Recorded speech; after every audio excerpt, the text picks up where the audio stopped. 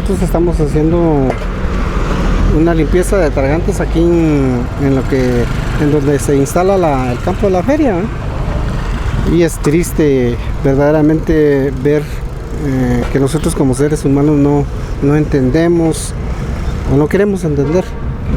Verdaderamente esta calle pues la han agarrado como mecánica. Hemos encontrado los tragantes llenos de aceite, filtros grandes de carros, pues, y creemos que para eso hay un lugar donde irlos a depositar.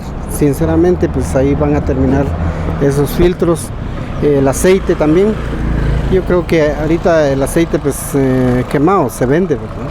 Entonces hacerle con un poquito de conciencia a todas aquellas personas que hacen cambios de aceite en las camionetas. Nosotros nos hemos dado cuenta en buses, en camiones, que sean un poquito más conscientes.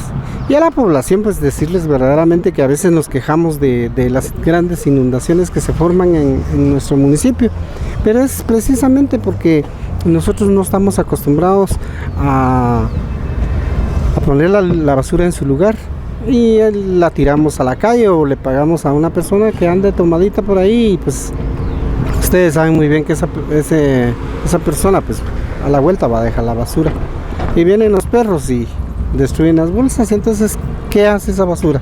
Cuando en el momento que llueve pues ir a parar a los tragantes.